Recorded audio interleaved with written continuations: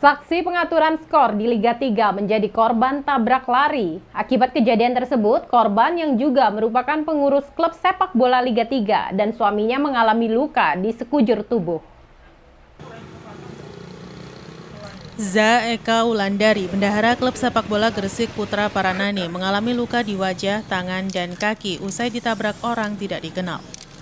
Insiden tabrak lari ini terjadi saat Za Eka Wulandari dalam perjalanan pulang dari minimarket di dekat kediamannya di kawasan Dau, Kabupaten Malang.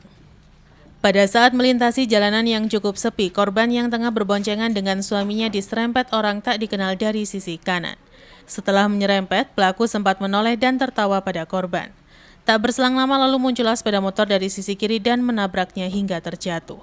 Korban sendiri tidak mengetahui motif pelaku menabrak dirinya, apakah berhubungan dengan kasus laporan pengaturan skor pertandingan sepak bola Liga 3 atau tidak.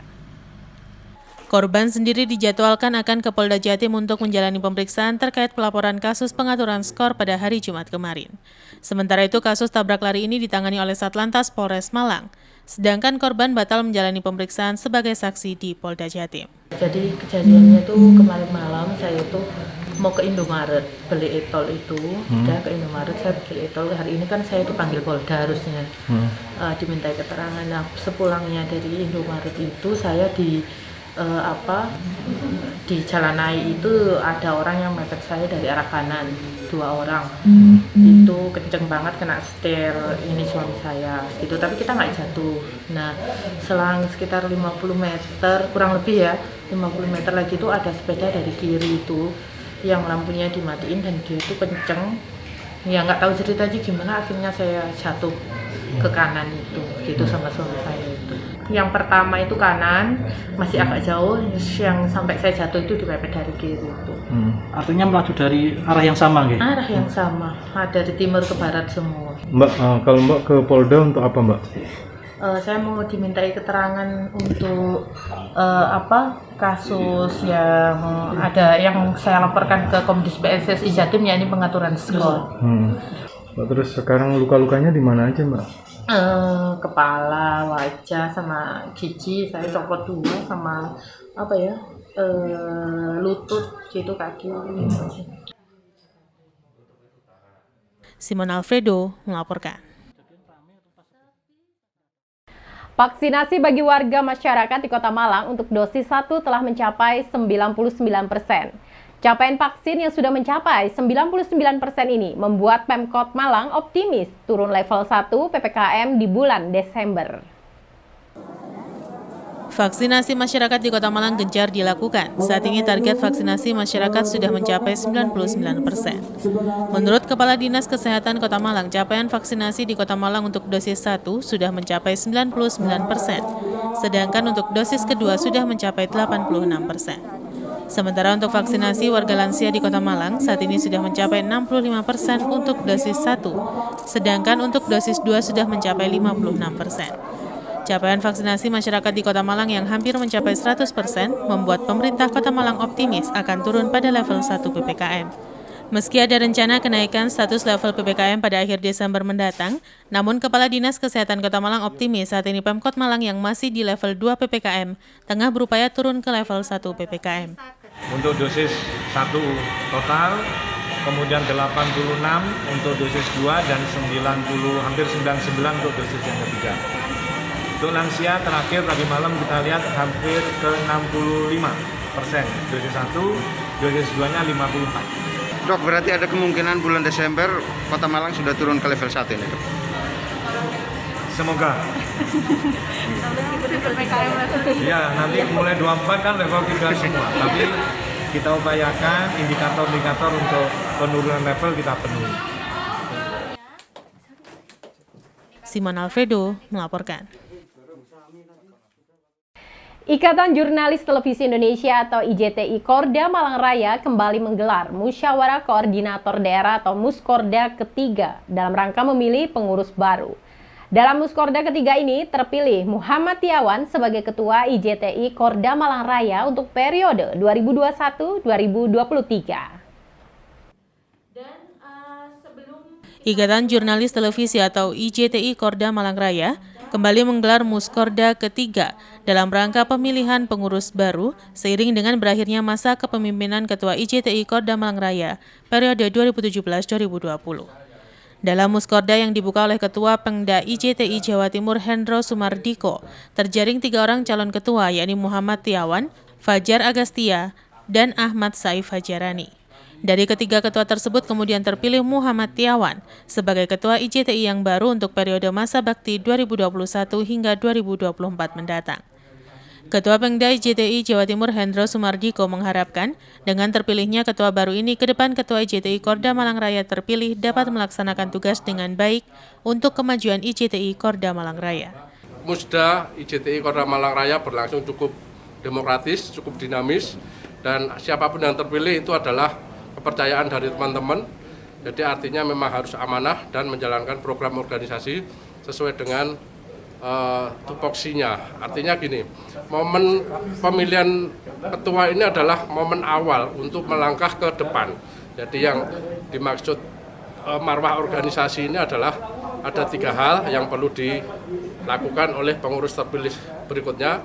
Yang pertama adalah penguatan kompetensi atau peningkatan kompetensi dengan menggelar UKJ, uji kompetensi jurnalis. Yang kedua adalah advokasi terhadap sengketa pers atau jurnalis, di mana bisa di anggota IJTI sendiri maupun jurnalis di anggota profesi lainnya.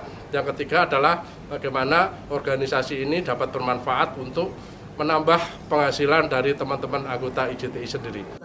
Sementara Ketua IJTI Korda Malang Raya terpilih Muhammad Tiawan mengajak semua anggota IJTI Korda Malang Raya untuk bekerja sama membangun organisasi ke arah yang lebih baik.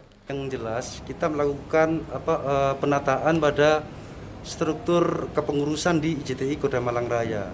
Itu penting. Jadi kita memilih 3 formatur itu untuk menentukan itu. Yang kedua, yang menjadi prioritas dari saya sebagai ketua terpilih itu akan menjadikan media sosial sebagai salah satu tempat untuk berkreasi, satu untuk teman-teman IJTI Korda Malang Raya. Yang kedua, kita menargetkan bahwa media sosial itu dan web tentu IJTI Korda Malang Raya itu menjadi salah satu tempat untuk mendapatkan profit. Itu yang menjadi utama, tetapi itu kita tidak bisa berjalan sendiri. Kita akan berjalan bersama karena apapun itu kalau tidak dilakukan bersama akan menjadi berat. Simon Alfredo melaporkan. Terima kasih Anda masih setia bersama kami dalam Info 7 Malang Raya. Kegiatan pengurus wilayah pengusaha Nahdliyin atau PWHPN berkolaborasi dengan Universitas Islam Malang atau Unisma dalam rangka Forum Bisnis dan Musyawarah Kerja Wilayah atau Muskerwil Himpunan Pengusaha Nahdliyin Jawa Timur tahun 2021 bertempat di Universitas Islam Malang. Kegiatan pengurus wilayah Himpunan Pengusaha Nahdliyin atau PWHPN berkolaborasi dengan Universitas Islam Malang dalam rangka Forum Bisnis dan Musyawarah Kerja Wilayah atau Muskerwil Himpunan Pengusaha Nahdliyin Jawa Timur 2021.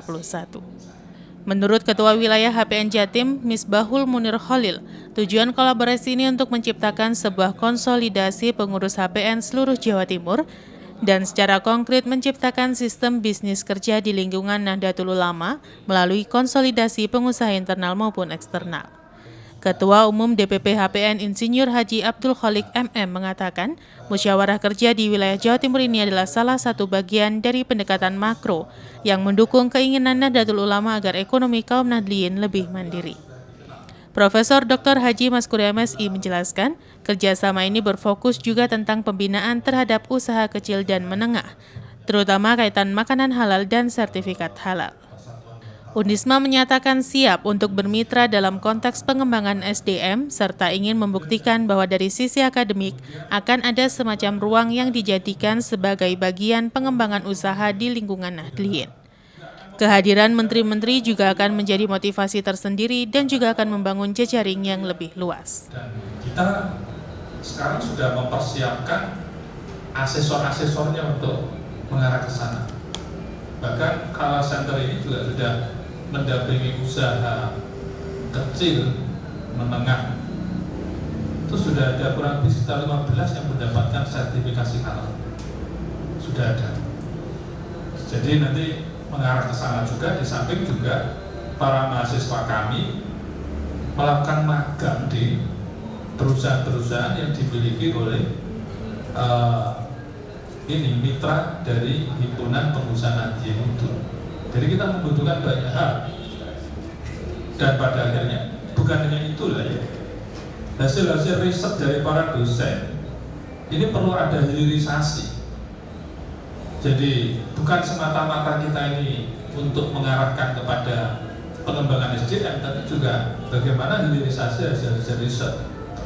Jadi misalnya dalam waktu dekat ini Unisma sudah akan mempersiapkan untuk pembuatan yogurt. Kemudian ada keripik, ada kerupuk susu, ada dodol susu, ada juga minuman sari buah, dan sekarang bahkan sudah ada. Jadi ini terus akan kita kembangkan. Artinya kolaborasi kita ini terkait dengan penjaminan mutunya juga nanti, dan pengembangan usahanya. Kalau kemitraan itu terus dibangun kan akan semakin bagus ya. Jadi Unisma ini akan mengambil banyak hal, sinergisitasnya itu bukan sekedar pengembangan SDM-nya, tapi juga usahanya, karena arahnya Unisma ini adalah yayasannya nanti memiliki satu kekuatan, terutama dalam bidang pengembangan ekonomi. Tim Liputan BT TV melaporkan. Memberikan wawasan dan pemahaman tentang pengurusan izin usaha dan pendaftaran akta koperasi, Dinas Koperasi Perindustrian dan Perdagangan atau Diskopindak Kota Malang menyelenggarakan kegiatan fasilitasi klinik koperasi yang dihadiri pengurus dan pengawas koperasi se-Kota Malang pada hari Sabtu 27 November 2021 bertempat di Aula Kopem PKPRI Kota Malang. Kegiatan fasilitasi klinik koperasi ini dilaksanakan untuk memberikan pemahaman dan wawasan terkait pengurusan dan izin usaha dan pendaftaran akta koperasi. Kegiatan ini dihadiri oleh Kepala Diskopindak Kota Malang M. Sailendra STMM, Ketua PKPRI Kota Malang Herman Suryo Kumoro, Kabid Koperasi Diskopindak Kota Malang Maria Angela beserta jajaran dan kurang lebih 50 peserta perwakilan koperasi se-Kota Malang. Klinik Koperasi Diskopindak Kota Malang merupakan program dan kegiatan pemberdayaan koperasi yang meliputi SDM, manajemen usaha, dan permodalan. Dengan pola konsultasi dan pendampingan bagi pelaku koperasi dan masyarakat, serta sasaran klinik koperasi ini adalah koperasi, kelompok usaha, dan masyarakat. Acara diawali dengan mendengarkan lagu Indonesia Raya dan sambutan Kepala Diskopindak Kota Malang M. Sailendra STMM. Dalam sambutannya menjelaskan kondisi koperasi yang juga terdampak pandemi, khususnya unit usaha, dan mengajak para kaum milenial untuk berkiprah di dalam koperasi, karena koperasi merupakan lembaga yang lengkap, diantaranya menggerakkan ekonomi, ada fungsi sosial, dan juga pembelajaran berorganisasi yang bagus untuk kaum milenial. Acara dilanjutkan dengan pemaparan materi oleh Minto Raharjo Esos MM dari PMPTSP Disnaker Kota Malang yang menjelaskan tentang perizinan usaha. Dan narasumber kedua, Dr. Diah Ayu Wisnuwardani SHM Hum, Notaris dan PPAT Kota Malang yang memberikan materi tentang pendirian izin usaha dan perubahan anggaran dasar.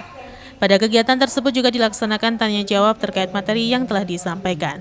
Memang harus diakui aktivitas ekonomi selama pandemi ini kan pasti terbatasi, sehingga gerakan-gerakan perekonomian itu juga terbatasi, dan itu juga berimbas pada koperasi itu. Tapi sudah 2-3 bulan sekarang ini kan aktivitas sudah mulai bangkit kembali, termasuk koperasi, ada kegiatan-kegiatan, aktivitas ekonomi sudah berjalan, dan harapannya usaha-usaha, pelaku usaha sudah mulai bangkit, termasuk koperasi ini juga sudah mulai beraktivitas kembali secara normal. Kami selalu mendorong dan mengkampanyekan gerakan koperasi itu kepada kaum milenial ya, bahwa lembaga yang bagus untuk dibentuk adalah suatu koperasi, karena di situ tidak hanya kita bicara sisi bisnis atau ekonomi, tetapi di koperasi itu juga kita bisa belajar masalah sosial, karena anggota-anggota itu punya hak suara yang sama. Melalui rapat anggota tahunan mereka bisa menyampaikan aspirasi. Selain itu ada sisi pembelajaran organisasi. Iwan Dikmawan melaporkan. Terima kasih Anda masih siap bersama kami dalam Info 7 Malang Raya. Untuk menambah pengetahuan dan meningkatkan kompetensi siswa, SMK Salahuddin Malang melaksanakan kunjungan ke studio Batu TV yang diikuti oleh 38 siswa-siswi dan 15 dewan guru beserta kepala sekolah. Dalam kegiatan ini juga dilaksanakan penandatanganan kerjasama antara sekolah dengan dunia industri Batu TV. SMK Salahuddin Malang adalah salah satu sekolah kejuruan di Kota Malang yang memiliki berbagai jurusan. Untuk menambah pengetahuan dan meningkatkan kompetensi siswa-siswi jurusan multimedia, Sabtu 27 November 2021 dilaksanakan kunjungan industri ke studio Batu TV. Sebelum keliling Batu TV, seluruh siswa, dewan guru, dan karyawan Batu TV melakukan doa bersama untuk kesembuhan Direktur Batu TV yang sedang dirawat di rumah sakit. Dilanjutkan dengan penandatanganan perjanjian kerjasama oleh Kepala Sekolah dan perwakilan manajemen Batu TV yang bertujuan untuk meningkatkan kualitas SDM melalui pendidikan kejuruan sesuai dengan Inpres nomor 9 tahun 2016. Siswa dibagi menjadi 4 kloter, keliling studio Batu TV untuk mengetahui proses kerja setiap bagian di Batu TV. Diharapkan dengan kegiatan ini, siswa SMK Salahuddin Malang semakin berkembang dan dapat menerapkan ilmu yang didapatkan dalam kehidupan ke depan termasuk untuk berwirausaha. Kegiatan diakhiri dengan berfoto bersama. Ya, dan terima kasih sebelumnya kami ucapkan kepada Pak Samsudin selaku Kepala Sekolah dari SMK Salahuddin Malang yang pada hari ini memang datang melakukan kunjungan ke Batu TV bersama beberapa siswa ya Pak ya. Terima kasih sekali. Nah Bapak, mungkin ini sekaligus pada hari ini juga kita tadi melakukan tanda tangan ya Pak ya untuk MOU antara Batu TV dan juga SMK Salahuddin Kota Malang. Apa Bapak ini harapannya Bapak dengan adanya kegiatan pada hari ini, kemudian nanti ke depannya seperti apa yang diharapkan dari ada kerjasamanya dengan Batu TV ini Pak? Terima kasih, kami mewakili SMK Salahuddin Malang mengucapkan terima kasih kepada Batu TV yang telah memberikan ruang kepada kami untuk melakukan kunjungan industri atau ekskursi. Tujuannya adalah kami mengajak siswa kami ke sini adalah untuk mengunjungi bagaimana tentang dunia industri yang khususnya ada di Batu TV ini. Keharapan kami dengan kunjungan industri ini anak kami bisa memahami dan langsung melihat bagaimana tentang produksi kegiatan yang ada di Batu TV ini, sehingga anak kami bisa nanti mempraktekkan ketika nanti dia di dunia kerja yang sebenarnya, sehingga mereka sudah bisa menerapkan bagaimana budaya yang ada di dunia industri. Ya, harapan kami untuk adanya MOU ini antara kami Batu TV dengan SMK Salahuddin bisa nanti berlanjut, khususnya untuk siswa kami yang akan praktek kerja lapangan di Batu TV ini. Dan ini kerjasama ini tidak hanya cukup sampai di sini aja, nanti berkelanjutan hingga nanti kami bisa anak kami bisa menyerap ilmu yang ada di Batu TV ini, sehingga nanti mereka ketika nanti terjun di dunia usaha industri bisa memahami tentang bagaimana budaya yang ada di dunia industri itu.